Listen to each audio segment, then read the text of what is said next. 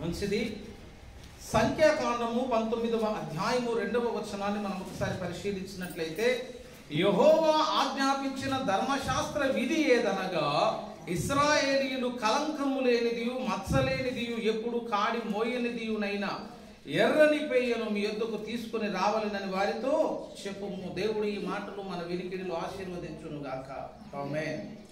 ప్రభునందు నాకు అత్యంత ప్రియులారా, చదవబడినటువంటి లేఖన భాగాన్ని మనం ఒకసారి పరిశీలించినట్లయితే, పరిశుద్ధాత్మ దేవుడు ఒక ప్రాముఖ్యమైనటువంటి అంశాన్ని మనకు జ్ఞాపకం చేస్తున్నాడు. వాక్య పరిశోధన చేస్తూ ఉన్నప్పుడు రావాల్సినటువంటి ప్రశ్నలు కొన్ని ఉంటాయి. అనుదినం వాక్యాన్ని చదివితే ప్రయోజనం లేదు. పరిశుద్ధ బైబిల్ గ్రంథం చెప్తుంది, వాక్యం ఏం చేయాలంటే మనం పరిశోధించాలి. ఈ సంఖ్యాకాండం 19 రాగానే ఒక ప్రశ్న రావాలి. ఏంటి ఆ ప్రశ్న అంటే, అనేక బలులను గురించి దేవుడు ప్రస్తావించాడు. లేవి కాండము బలుల గురించి ప్రస్తావించినటువంటి గ్రంథం. లేవి కాండంలో దేవుడు చాలా బలుల ప్రస్తావన చేశాడు కదా. ఆ లేవి కాండంలో చెప్పవలసినటువంటి బలిని ఈ సంఖ్యాకాండంలో దేవుడు చెప్పడానికి ఇష్టపడ్డాడు. ప్రశ్న ఎలా రావాలని అంటే, బలులన్నీ ఒక దగ్గర చెప్పినప్పుడు ఆ సందర్భంలోని ఈ బలి గురించి ప్రస్తావిస్తే సమస్య ఉండకపోయేది అసలు. కానీ లేవి కాండం అంతా బలుల గురించి ప్రస్తావించి, లేవి కాండం వల్ల సంఖ్యాకాండంలో 18 అధ్యాయాలు జరిగిపోయిన తర్వాత 19వ అధ్యాయంలో ఒక కొత్త బలిని దేవుడు ప్రస్తావించాడు, పరిచయం చేస్తున్నాడు. అన్నప్పుడే ఒక ప్రశ్న రావాలంటే, ఎందుకు దేవుడు ప్రత్యేకంగా దీన్ని తెలియజేస్తున్నాడు. ఆ 19వ అధ్యాయాన్ని మనం పరిశీలన చేస్తే, మోషేతో దేవుడు మాట్లాడుతున్నటువంటి మాట, మోషే ఇశ్రాయేలుకు ఆజ్ఞాపిస్తున్నటువంటి మాట, ధర్మశాస్త్రపు విధిని గురించి మాట్లాడుతూ అన్ని బలులకు ఈ బలులకు ఒక వ్యత్యాసం కనిపిస్తా ఉంది.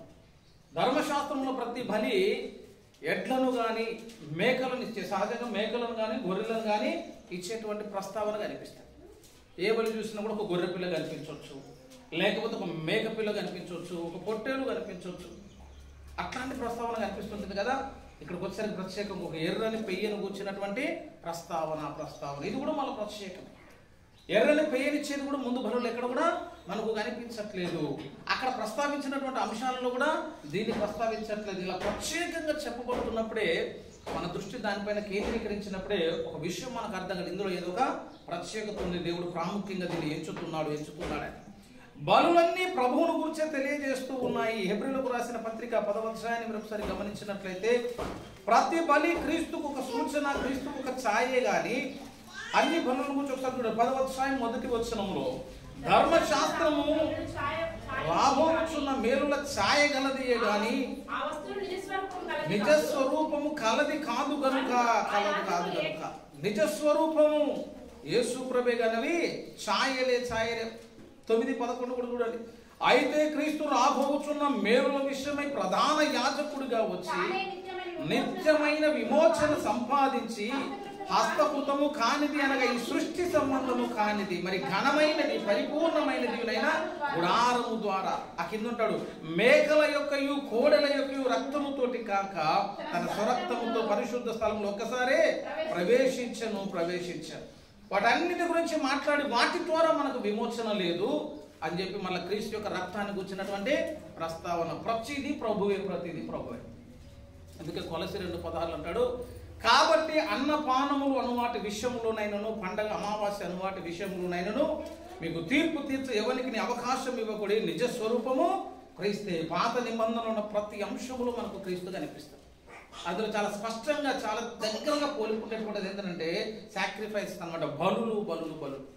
ఈ బలుల్లో 19లో ఉన్నటువంటి ఆ బలి పశువు ప్రత్యేకమైనదే. ఎర్రని పేరు కూర్చున్నటువంటి ప్రస్తావన, అందులో ఉన్నటువంటి ప్రతి అంశమును చదవండి. చదివితే ఒక అద్భుతంగా అనిపిస్తుంది. ఏంటో తెలుసా? అందులో ఉన్నటువంటి ప్రతి లక్షణము ప్రభు అయిన యేసుక్రీస్తులో మనకు కనిపిస్తుంది.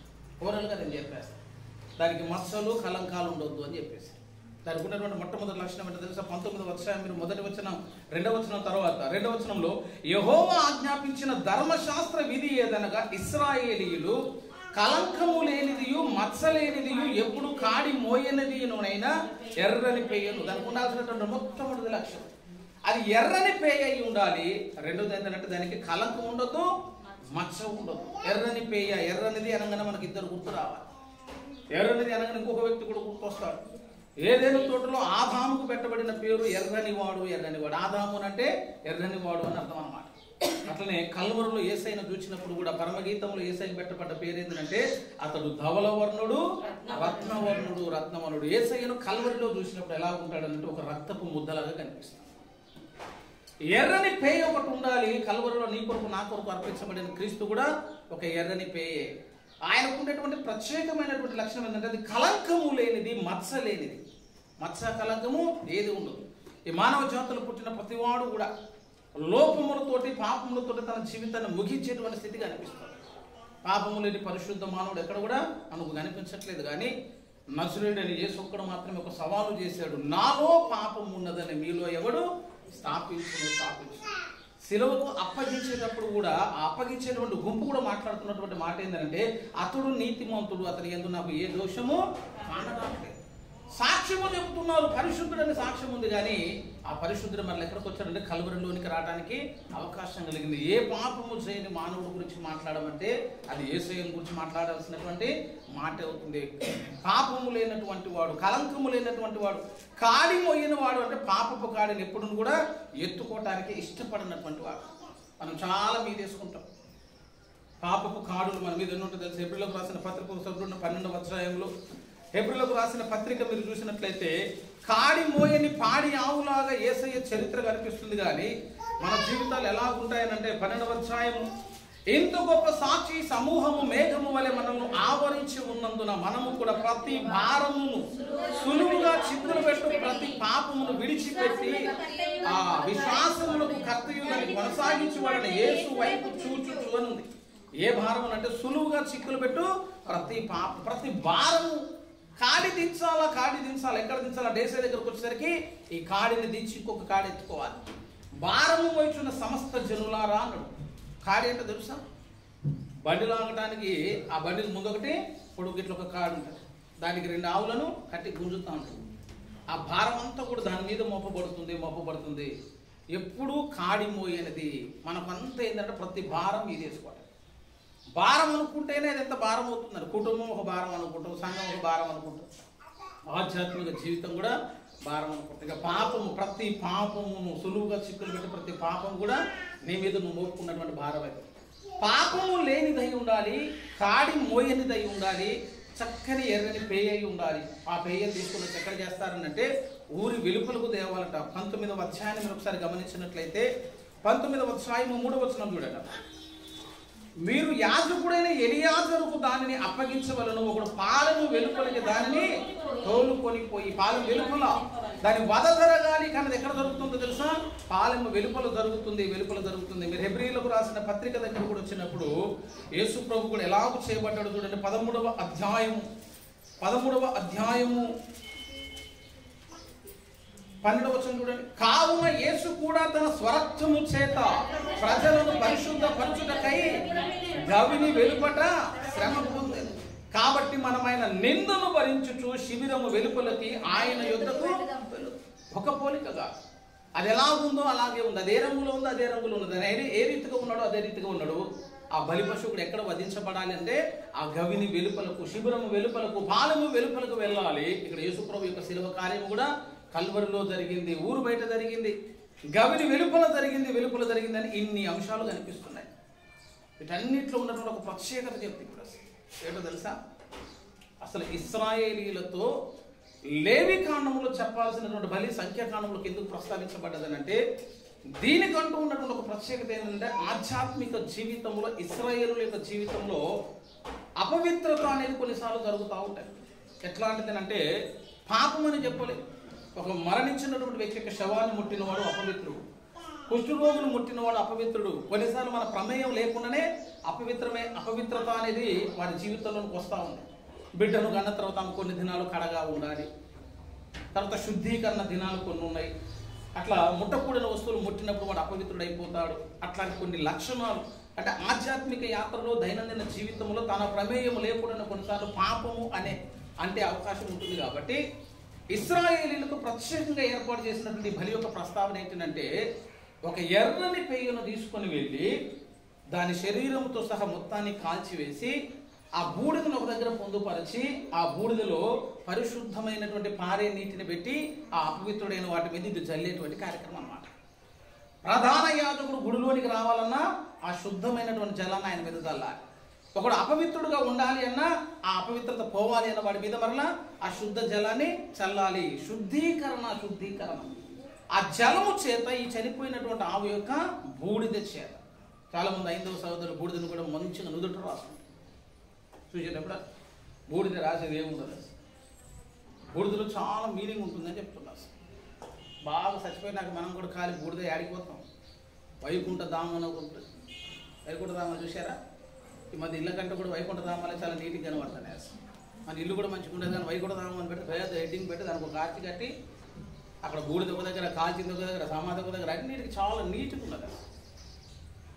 రేపు ఒక 2 రోజులు చూసి వచ్చినాడు మన చర్చి మెంబర్ ఒక ఆయన కూడా. అందులో అప్పుడు జాబ్ అందులో చేస్తారు. చూస్తే చాలా బాగున్నారు. డెవలప్మెంట్ అంటారు.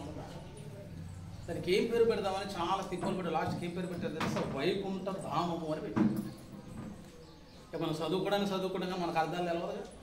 మనం ఏమంటే శ్మశాన వాటికి అంటాం, సచ్చినోడు కాల్చే చోటు అంటాం, ఇంకా సమాధులు దొడ్డి అంటాం, ఇంకేదో పేరు పెడతాం. ఎంత ఆలోచించి పెట్టారంటే వైకుంఠ ధామం అంటే అర్థం ఏంటంటే వైకుంఠము అంటే స్వర్గము అని అర్థం అన్నమాట. ధామము అంటే మార్గము అని అర్థం అనమాట. అంటే అది ఎక్కడికి పోయిందంటే ఆ రూటు డైరెక్ట్ స్వర్గానికి తీసుకుపోయే మార్గం అంటే. ఎందుకంటే సచ్చినాక అడిగిపోయి కూడా అటే పోవాలని అర్థం పెట్టుకుంటారు, కానీ అటు నుంచి కొన్ని రాంగ్ రూట్లు కూడా ఉంటాయి. రాంగ్ రూట్లు ఎడిపోతారు అని అంటే కొన్ని వేరే దగ్గర పోతారు. బూడిదైపోతావు, చచ్చి కాలిపోయి బూడిదైపోతావు. ఆ బూడిదే ఇప్పుడు మరలా పశువు వైపు బూడిద ఏమైపోతుంటే ఉపయోగపడుతుంది. దాన్ని తీసి నుదుటను రాదు. కొన్ని సాహిత్యాల్లో దేవుని యొక్క నివాస స్థలం కూడా వైకుంఠ ధామం. హైందవ సాహిత్యాన్ని మీరు చదివినప్పుడు శివుడు ఎక్కడ ఉంటాడో తెలుసా? ద లార్డ్ శివ హౌస్ ఎక్కడ అంటే వైకుంఠం అని. శ్మశానాల్లో ఉంటాడు. శ్మశానాల్లో ఎట్లుంటాడంటే ఆ బూడిదంతా ఒళ్ళుకు రాసుకుంటాడట. ఆత్మీయర్థాలు తీసుకుంటే వివాదం ఉండదు. ఎందుకంటే ప్రతి చనిపోయిన వాని గమ్యం ఆయన్నే చేరుతుందని చెప్పుకుంటే మంచి అర్థం వస్తుంది. చనిపోయినాక నువ్వు దేవుళ్ళు కలిసిపోతావు. ఈ చితాభస్మాన్ని అంతా తీసిపోయి అక్కడిక్కడ రాసిరారా, చక్కగా పుణ్యక్షేత్రంలో వెళ్ళిపోస్తూ ఉంటారు, అక్కడిక్కడ రాసి వస్తూ ఉంటారు. ఇంకా కొన్ని అయితే కొంచెం నుదుటిని పెట్టుకోవడానికి ఇష్టపడతారు.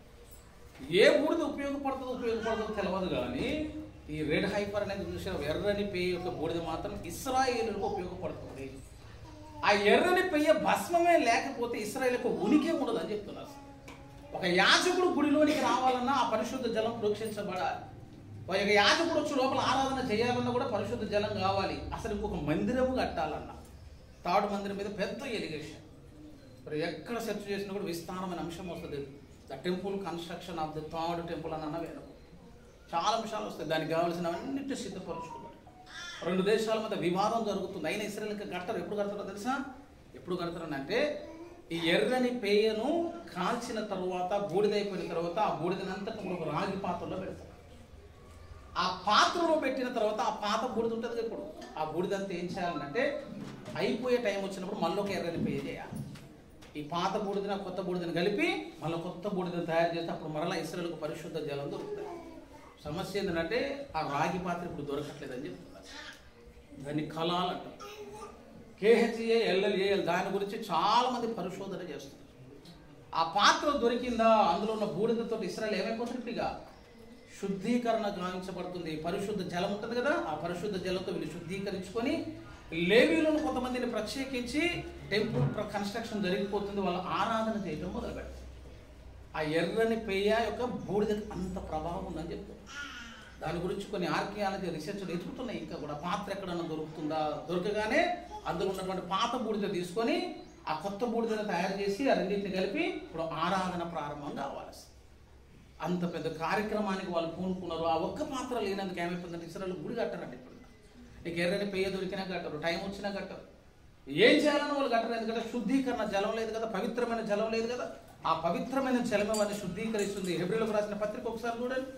హెబ్రీయులకు రాసిన పత్రిక 9వ అధ్యాయము 12వ వచనంలో మేకల యొక్కయు కోడెల యొక్కయు రక్తముతో కాక స్వరక్తముతో ఒక్కసారే పరిశుద్ధ స్థలములో ప్రవేశించను. ఏలయనగా మేకల యొక్కయు ఎడ్ల యొక్కయు రక్తమును మైలపడిన వారి మీద ఆవు దూడ బూడిద చల్లుటయు శుద్ధీకరణ కలుగునట్లు వారిని పరిశుద్ధ పరిచిన ఎడలానుంది. ఇక్కడ సపరేకంగా ఆవు యొక్క బూడిద చల్లుట అనే అంశం ఉంది కదా. ఆవు యొక్క బూడిద చల్లుట అనే అంశం అప్పుడు ఎర్రని పేను కూర్చున్నటువంటి మాట. ఇక్కడ వాళ్ళకి చాలాసార్లు ఇశ్రాయేలు జీవితంలో అపవిత్రుడు అనేవాడు ఒకడు ఉంటే, కుష్ఠరోగి అయినా కానీ, చచ్చిన వాడిని ముట్టినవాడైనా కానీ, అపవిత్ర వస్తువు అయినా కానీ, ఏదన్నా చేయకూడని పని చేసినా, చేయరాని చోటుకు వెళ్ళినా కూడా వాడు తిరిగి రావాలంటే మళ్ళీ వాడిని శుద్ధీకరించాలి. ఈ శుద్ధీకరించాలంటే ఈ బూడిదలోనే పారే నీళ్లను కొన్ని కలిపి హిస్సోపుతో వాడి మీద చిలకరించినప్పుడు వాడు అప్పుడు ఏమైపోతుందంటే పవిత్రుడైపోతాడు. ఇది ఇశ్రాయేలులో దైనందిన జీవితంలో ప్రతిరోజు జరిగేటువంటి ఘట్టం అని చెప్తున్నారు. ఎందుకంటే ఇశ్రాయేలు యొక్క సంఖ్య చాలా గొప్పది కదా. సరాసరి ఇశ్రాయేల్లో రోజుకు 40 మంది చస్తారట. అన్ని లక్షల మందిలో 40 మంది వస్తారు. చచ్చిపోయినప్పుడు వాడి కార్యక్రమం లేదు, వాడి కార్యక్రమం చేయాలి. మన కార్యక్రమం చేసేప్పుడు ఆ గోత్రికులైనా వెళ్ళిపోతారు కదా, వాడిని మోయాలి, వాడిని సమాధి చేయాలి. వాడి కార్యక్రమం అంతా చేసిన తర్వాత ఆ గుంపు ఏమైపోతారు, ఇక మైల పడతారు. మనం బాగా పడతాం కదా, సర్చులోడి దగ్గరికి పోయి వచ్చి మళ్ళీ కూడా స్నానం చేయాలి. ఏమైపోయిందంటే మైలు అయిందన్న, మనం స్నానం చేసి బట్టలాడు పడేసి వచ్చి లోపలికి వచ్చి మైలు అయిపోయిందని అనుకుంటాం. అంతేగా ఇశ్రాయేలుకి అట్లా కాదు, వాడు స్నానం చేయటం మాత్రమే కాదు, ఇప్పుడు ఏం చేయాలట, ఈ బూడిదతోటి పరిశుద్ధ జలాన్ని వాడి మీద ప్రోక్షించినప్పుడే వాడు పవిత్రుడు అవుతాడు. అంటే ఇక రోజుకి ఎన్నిసార్లు జరిగిందో చూడండి ఆ కార్యక్రమం. ఒక్కడే చెప్తాడు రోజుకి, ఇక ఎంతమంది చనిపోతే అంతమంది మీద పరిశుద్ధ జలం కట్టాలి. ఆ పరిశుద్ధ జలాన్ని ప్రోక్షించాలి. ఆ ప్రోక్షించేవాడు కూడా పరిశుద్ధుడై ఉండాలి. ఆ కార్యక్రమం ఇశ్రాయేలులో సహజంగా జరుగుతుంది. కాబట్టి ఎర్రని పేరు కూర్చున్నటువంటి ప్రస్తావన దాంట్లో చాలా ప్రాముఖ్యమైనటువంటి పాత్రను పోషిస్తుంది. ఎప్పుడైతే టెంపుల్ని కన్స్ట్రక్షన్ డెస్ట్రాయ్ చేశారు, ఏడీలో డెస్ట్రాయ్ అయిపోయింది, టైటస్ అనే వాడు వచ్చేసి యెరూషలేము మందిరాన్ని మొత్తాన్ని నాశనం చేశారు. అప్పుడు పవిత్రమైన వస్తువులు చాలా చోట్ల దాచబడ్డాయి. ఆ దాచబడిన దాంట్లో ఈ ఖెలాల్ అనేటువంటి పాత్ర కూడా ఏమైపోయింది, ఇప్పుడు దాచబడ్డదంట. అందులో కొంచెం బూడిదుంటుంది. ఇప్పుడు అది ఎప్పుడైతే దొరుకుతుందో అప్పుడు ఇశ్రాయేలులకు ఉజ్జీవం వస్తుందని చెప్తాను. గుడికి పోయడానికి వాళ్ళకు ఒక అవకాశం ఉంటుంది. వాళ్ళు మందిరాల్లోనికి రావట్లే. ఆ ఉన్నటువంటి ఒక గోడ ఉంది ఆడ. యెరూషలేము ముందుకు పోతే మనం ఒక గోడ చూడటానికి పోతాం, దాన్ని విలిపించేటువంటి గోడ అంటాం. ఆ గోడ దగ్గర పోయి గోడంతా వెళ్ళపుచ్చుకుంటారు. ఇంకో మందిరం కట్టుకోవచ్చుకుంటే కట్టరు వాళ్ళు. ఎందుకు కట్టారంటే మందిరంలోనికి వెళ్ళాలంటే ఇప్పుడు ఏం కావాలి, మాకు పవిత్ర జలం కావాలి, ఆవు యొక్క బూడిద కావాలి. ఆ ఆవు యొక్క బూడిద ఉన్న పాత్ర ఇప్పుడు కూడా ఏమైపోయింది, ఇంకా దొరకలేదు. కాబట్టి ఇప్పుడు ఎర్రని పేయ అనగానే అన్ని తయారు చేసుకుంటారు. పేయలన్నింటినీ ఎత్తుకొని పెట్టుకున్నారు. పర్మిషన్ కోసం చూస్తున్నారు. కన్స్ట్రక్షన్కి బ్లూ ప్రింట్ వచ్చేసింది, పర్మిషన్లు అన్నీ దొరికిపోతున్నాయి. కట్టాలంటే నిమిషాల్లో కట్టగలుగుతారు కానీ కట్టాలి ఇంకా. ఎందుకంటే ప్రతిష్ఠించుకోవడానికి ఇప్పుడు ఏం కావాలట, ఆ పరిశుద్ధమైనటువంటి జలము కావాలి. ఆవు బూడిదకి ఎంత ప్రాముఖ్యత ఉందో, ఆ నీటికి ఎంత ప్రాముఖ్యత ఉందో, పరిశుద్ధమైన జలం అని చెప్పుకుంటున్నాం చూసావు. ఆ పరిశుద్ధమైన జలము వాళ్ళు ఎంత ప్రాముఖ్యత ఇస్తున్నారు. నూతన నిబంధనలో ఆ పరిశుద్ధ జలమే దేవుని వాక్యం అని చెప్తున్నారు. ఇప్పుడు ఎఫెసీలోకి రాసిన పత్రికలోకి రాలి. ఎఫెసీలోకి రాసిన పత్రిక మీరు ఒకసారి గమనించినట్లయితే యూదుడు ఇస్తున్నటువంటి ప్రాధాన్యత, ప్రాముఖ్యత, ప్రత్యేకత, శుద్ధీకరణలో భాగంగా మనం నేర్చుకోవాల్సినటువంటిది, శుద్ధీకరించుకోవాల్సినటువంటి అంశం ఎక్కడుందనంటే ఎఫెసీలోకి రాసిన పత్రిక 5వ అధ్యాయము 25, పురుషులారా మీరును కూడా మీ భార్యలను ప్రేమించుకునేటువంటి క్రీస్తు కూడా చూడండి, అది కలంకమైనను ముడతైనను అట్టిది మరి ఏదైనను లేక పరిశుద్ధమైనదిగాను నిర్దోషమైనదిగాను మహిమగల సంఘముగాను ఆయన తన ఎదుట దానిని నిలవబెట్టు కొనవలనని వాక్యముతో ఉదక స్నానము చేత దానిని పవిత్రపరిచి పరిశుద్ధ పరుచుటకై దాని కొరకు తనను తాను అప్పగించుకొనెను. వాక్యము అనే ఉదక స్నానం. ఇశ్రాయేలులకు పరిశుద్ధ జలం ఉంది.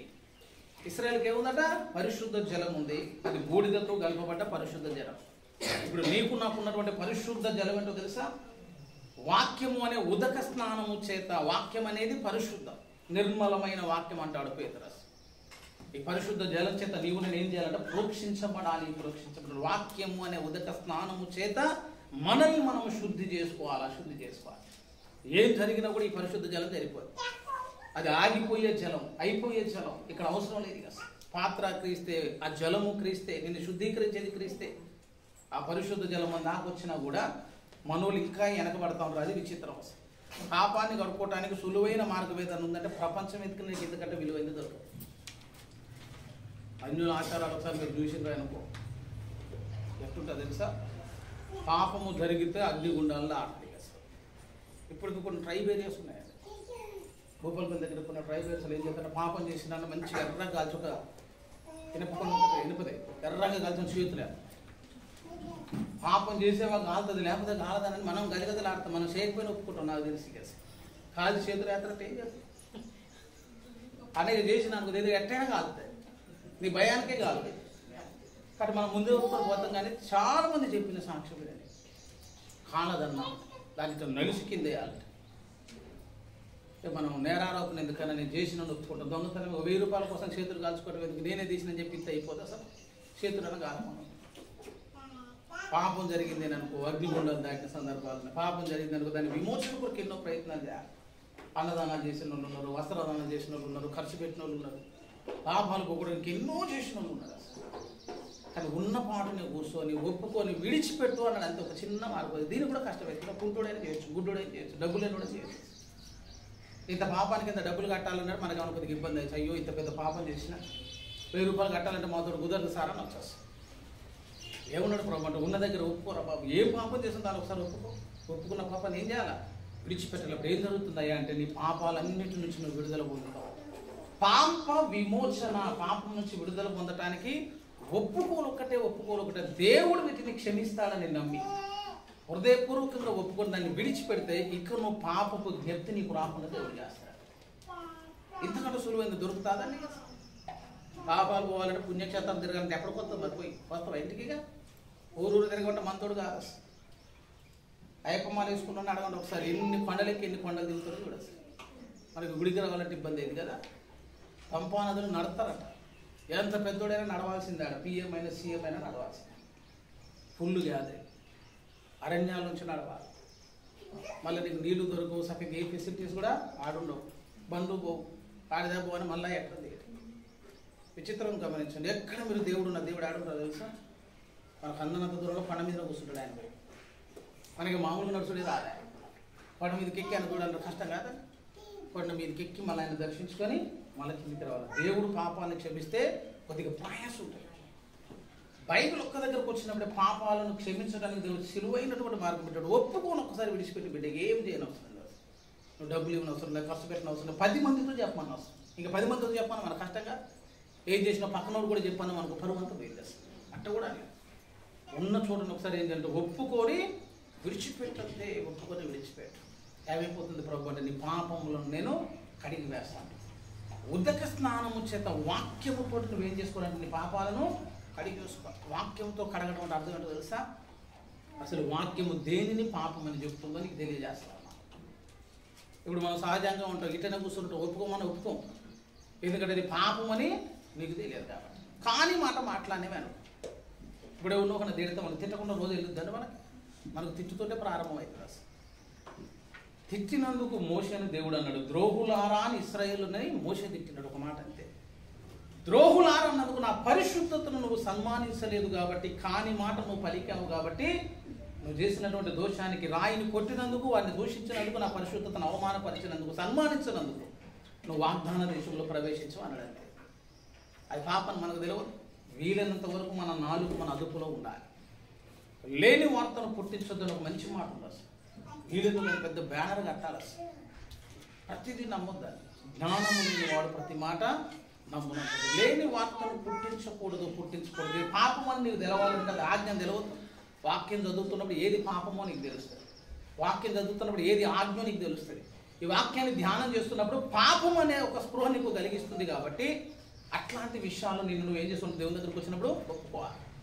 ప్రార్థన చేయలేదనుకో, 1 సమయాలు 12:23 ప్రకారం సమయాలు అంటాడు, నా మట్టుకైతే నేను దేవుని నిమిత్తము ప్రార్థన చేయడం మానుట వల్ల దేవుని దృష్టికి పాపం అవుతున్నాను. ప్రార్థన లేమి పాప జీవితం అంతే కదా.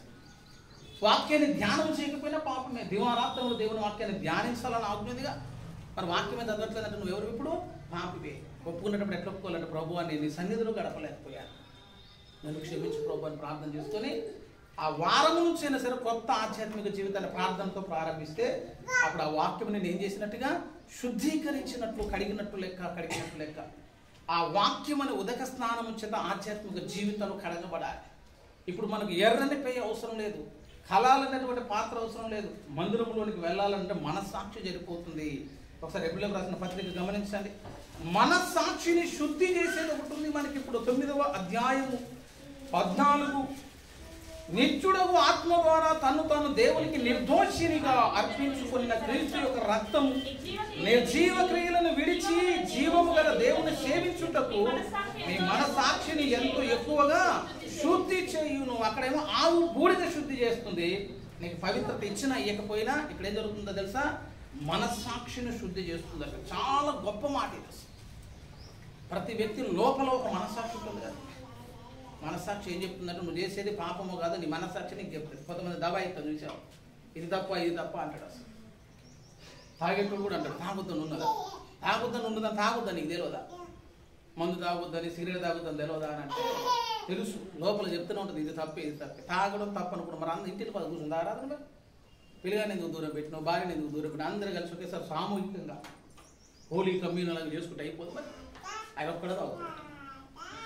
లోపల ఏం చేస్తుంటే మనస్సాక్షి హెచ్చరిస్తూ ఉంటుంది, నువ్వు చేసేది తప్పు, నువ్వు చేసేది తప్పు. ధర్మశాస్త్రం యొక్క సారము మనస్సాక్షి మీద రాయబడుతుంది అని చెప్తున్నా. ఆ మనస్సాక్షి ఉన్నంత వరకు నీకు ఇంకొక సాక్షి అవసరం లేదు. ఇప్పుడు మనం చేస్తున్నా కూడా ఏదైనా తప్పు మాట్లాడినా అనుకో, లోపల నుంచి ఒక వ్యక్తి మాట్లాడినట్టు ఉంటుంది, ఇట్లా అనకూడదు, ఇట్లా చెయ్యకూడదు, ఈ రకంగా నువ్వు ప్రవర్తించకూడదు అని లోపల హెచ్చరిక వచ్చినంతసేపు నీ బ్రతుకు మంచుకున్నట్టు లెక్క. పాపం చేసినందుకు సమస్య కాదు, ఆ మనస్సాక్షి నేను గద్దిస్తుంది, అది జీవములో ఉందనంటే నువ్వు చక్కగానే ఉన్నట్టు లెక్క. కానీ కొంతమందికి ఏమవుతుందంటే ఈ మనస్సాక్షి చచ్చిపోయిందంటే వాత వేయబడుతుందని చెప్తున్నా. ఒకసారి చేసినప్పుడు హెచ్చరిస్తుంది, 2 సార్లు చేసినప్పుడు హెచ్చరిస్తుంది, అదే పని నువ్వు చేసుకుంటూ పోతే ఒక రోజు ఒకసారి మనస్సాక్షి ఏమైపోతుంది తెలుసా, మౌనం అయిపోయింది అని చెప్తున్నా. దాన్ని వాత వేయబడిన స్థితి అంట. అప్పుడు నీకు ఏ బాధ అనిపించదు, పాపం చేసినా కూడా కష్టం అనిపించదు, ఇబ్బంది అనిపించదు, ఆనందంగా చేస్తూ అందరూ సంతోషిస్తావు. క్రైస్తవుడు చేసే పాపానికి లోకంలో అన్యుడు చేసే పాపానికి ఒక వ్యత్యాసం ఉంటుంది. ఏంటి ఆ వ్యత్యాసం అంటే, పాపములో క్రైస్తవుడు ఆనందించలేడు.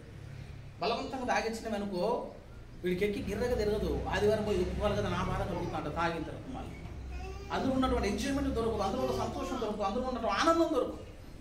అది ఎందుకు దొరకట్లేదు, లోపల మనస్సాక్షి గుంజుతా ఉంటుంది కాబట్టి. అదే పనిగా చేసుకుంటూ పోయినావు అనుకో, ఒక రోజు వచ్చాక ఏమంటే నువ్వు కూడా అందులో ఏం చేయగలుగుతుంది కదా, ఆనందించడం మొదలు పెడతావు. వాత వేయబడుతుంది. మనస్సాక్షిని శుద్ధి చేయటం చాలా కష్టమైన పని. ఇంకా విచిత్రం ఏంటంటే దానికి మెడిసిన్ కూడా లేదు. ఒంటికి ఏదైనా రోగం వచ్చింది అనుకో, అంత మెడిసిన్ ఇస్తుంది. మనసు బాగలేదని హాస్పిటల్లో ఏం చెప్తారంటే ఆలోచించదని చెప్తారు. అసలు అప్పటిదాకా లేని సమస్య కొత్తది వస్తుంది. ఆలోచించొద్దని డాక్టర్ అన్నాడు కాబట్టి ఇప్పుడు నేనేం చేస్తాను, ఆలోచించొద్దని ఆలోచిస్తూ ఉంటుంది కదా. ఆలోచించొద్దని చెప్పినావు కదా, అమ్మ ఏం ఆలోచించొద్దు అనుకుంటే నేను చేస్తాం, మళ్ళీ ఆలోచించడం మొదలు పెడతాం. అసలు ఇంకా సమస్య పెద్ద.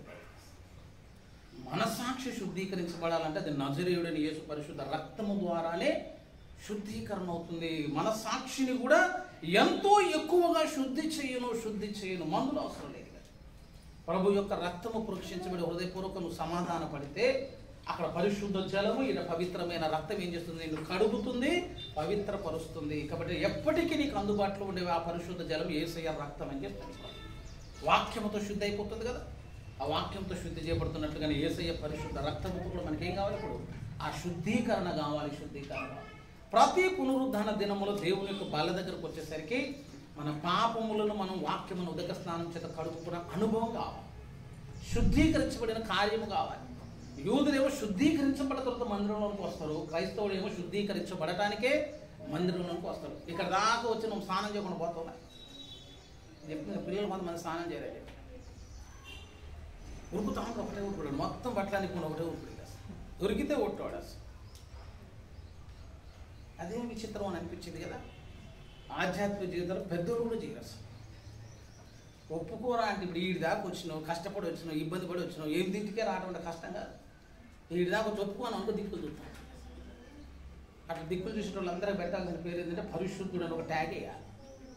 ప్రధాన యాజకుడికి ఒక నుదుటిని ఒకటి రాస్తారు, పరిశుద్ధుడు అని రాసి బాసికలు కడతారు. చూసారు పెళ్ళప్పుడు బాసికం కట్టినట్టు మనకి పరిశుద్ధుడు అని ట్యాగ్ ఒకటి.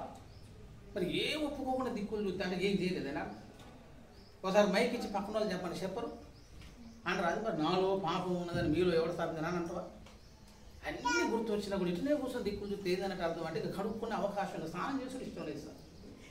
అసలు మనందరం తీసేవా తారడారులో వేయాలి. అసలు ఎట్టకు నువ్వు చేయవు, ఆడ నీళ్లు కూడా ఉండవు. ఓ వంకన చెప్పుకోవచ్చుగా, అయ్యా దొరకగా చేయలేదని వచ్చేసి. క్రైస్తవుడు శుద్ధీకరించబడాలి, క్రైస్తవుడు ఉదక స్నానము చేయబడాలి. ఆ వాక్యాన్ని ఒకసారి ఎత్తిపట్టాలంటే ప్రభువా ఈ వాక్యం ఎట్లా చెబుతుంది, నేను ఈ రీతికి బ్రతకలేకపోయాను కాబట్టి నన్ను క్షమించి మన దేవునితో సమాధాన పడితే ఆ శుద్ధీకరణ జలము నేను యేసయ్య రక్తం దగ్గర తీసుకొని వస్తే పవిత్రపరచబడతావు, పరిశుద్ధపరచబడతావు. తర్వాత తిరిగి గృహం నుంచి ఇక్కడ నుంచి గృహానికి వెళ్ళేసరికి పరిశుద్ధుడైన ముద్రతోటి పోతుంది. కాబట్టి ఒప్పుకోమన్నప్పుడు ఏం చేయాలి కదా. ఇంకా ఏంటంటే ఎవరిని వాడే ఒప్పుకుంటు మళ్ళీ కొంతమంది పక్క వాళ్ళే కూడా ఒప్పుకుంటారు. వాడిట్లా చేసిన వీడట్లా చేసిన నీ వ్యక్తిత్వాన్ని బట్టి నీ మనస్సాక్షిని బట్టి నువ్వు ఏం చేసుకోవాలా, నిన్ను నువ్వు శుద్ధీకరించుకోవాలి. కొరింథీయులకు రాసిన పత్రిక చివరి మాట చూద్దాం.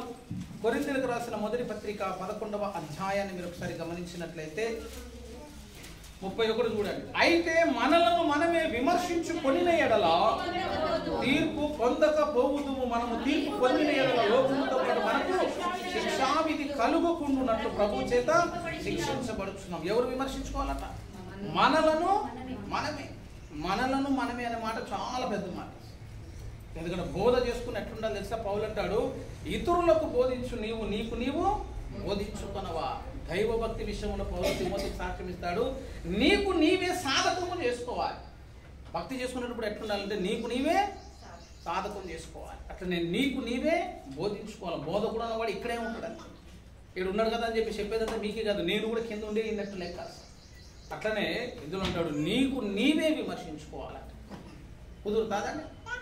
అద్దం ముందు పోయి 4 దన్నుకోవాలి. ఈ సంపల మీద ఆ సంపల మీద దన్ను. కొంతమంది ఏదైనా తప్పు చేయలేదు కొట్టుకుంటారు. నీకు నీవే నువ్వేం తప్పు చేశావో నీకు నీవే ఏం చేస్తావంటే పరీక్షించుకోవాలి. నీకు నీవే విమర్శించుకోవాలి. నీలో ఈ దోషం ఉంది, ఈ పద్ధతి నాకు నచ్చలేదు, నువ్వే చెప్పాలి. దేవుచిత్తం అయితే ఎప్పుడైనా చెప్తా. మనతో మనం మాట్లాడుకున్న ఒక పద్ధతి ఉంటుంది. నీతో నువ్వు మాట్లాడుకున్నావు అనుకున్న వేడతావు.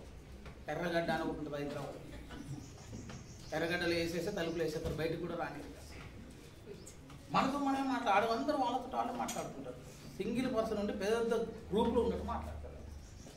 దావీదు కూడా ఆయనతో ఆయన మాట్లాడుకుంటాడు. భక్తులు వాటితో వాళ్ళు మాట్లాడుకుంటారు. దావీదు మాట్లాడట్లేదు, నా ప్రాణమా యెహోవాను. దావీదే చెప్పుకుంటాడు. దావీదే చెప్పు, నా ప్రాణమా అని దావీదు వైపు చూసుకొని దావీదే చెప్పుకొని యెహోవా చేసిన ఉపకారాల్లో దేనిని మరొకమన్నాడు.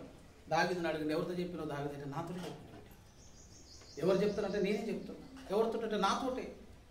అంటే నీతో నువ్వే మాట్లాడుకుంటావు. పిచ్చువనికి భక్తునికి ఉన్న పోలికలు ఏం చెప్తున్నా? మందు తాగినోడికి భక్తునికి అభిషక్తులకు ఒక లక్షణం ఉంటుంది. అందుకే మత్స్యముతో మత్తులై ఉండుకుడి, ఆత్మ వశులై ఉండు అని అంటాడు. మత్తులో ఉన్నవాడు అట్టనే ఉంటాడు, ఈ ఆత్మ వశుడు కూడా అట్టనే ఉంటాడు. పిచ్చివాడు అట్టనే ఉంటాడు, ఇక్కడ ఉన్నటువంటి భక్తుడు కూడా అట్టనే ఉంటాడు. మనకు మనం చెప్పుకోవడం, నిన్ను నీవే విమర్శించుకోవడం మొదలుపెట్టిన తర్వాత ఇక అసలు దాచుకునేది ఉంటుందండి. నీ గురించి నీకే బాగా తెలుసు. నీ గురించి తెలిసినంత ఇంకెవరికి తెలుస్తుంది అట్ట, నీకే తెలుస్తుంది బాగా. అంటే ఎక్కడ తప్పావో, ఎక్కడ చెడిపోయావు, ఎక్కడ పడిపోయావు ఒకసారి పరిశుద్ధాత్మ సహాయం చేత జ్ఞాపకం చేసుకోవాలి. ఆ జ్ఞాపకం వచ్చిన ప్రతి పాపాన్ని ఒప్పుకుంటే ఈ వారాంతం మోసినటువంటి ఒక పెద్ద మూట చూసావు, ఆ మూట అంతా కూడా ఇక్కడ ఏమైపోవాలంటే ఇప్పుడు వదిలిపెట్టిపోవాలి. సాకిదేవికి బట్టలు వచ్చి నేను కట్టపోవాలి, మళ్ళీ ఉతుక్కొని పోవాలి. బండకేసి బాది గట్టిగా వాడు అది వేసి వేడి చేసి వేల నీళ్ళు వేసి మొత్తం ఎండబెడితే వచ్చేసరికి తెల్లగా తలతల్లాడితే. కానీ కొన్ని బట్టలు ఏంటంటే మురికిగానే పోతాయి అసలు. అవి బండకు బాధేటట్టు లేవు. ఆయన సాగలు అని సబ్బు లాంటి అయినా కానీ వాడట్లే, పొదిపే. కాబట్టి అట్లా ఏం లేకుండా ఏం చేద్దంటే మనల్ని మనం ఎట్లా విమర్శించుకుంటాం, చక్కగా విమర్శించుకోవాలి. పక్కనోడు చూపండి బ్రహ్మాండంగా చూపిస్తాం, చూసావు మన కన్ను బాగాలేదు, మన ముక్కు బాగాలేదు అంటాం, చూసావు. మరి నిన్ను చూసుకోరాదు వస్తారు. మనం చూసుకుంటే మన అసలు అన్నీ బాగాలేవు కాబట్టి ఏం చేద్దాం, మనల్ని మనమే విమర్శించుకున్నాం, యథార్థంగా విమర్శించుకుందాం. ఆ పవిత్రమైనటువంటి వాక్యం మన ఉదక స్నానం చేత మనల్ని మనం శుద్ధి చేసుకుందాం. అప్పుడు దేవుని పరిశుద్ధ విందులోనికి మనందరం కూడా దేవుడు యోగ్యులుగా ఎంచుకున్నటువంటి చక్కని ఆధిక్యత దేవుడు మనకు అనుగ్రహించును గాక. రండి మనం ప్రార్థన చేసుకుందాం, ప్రార్థించుకుందాం.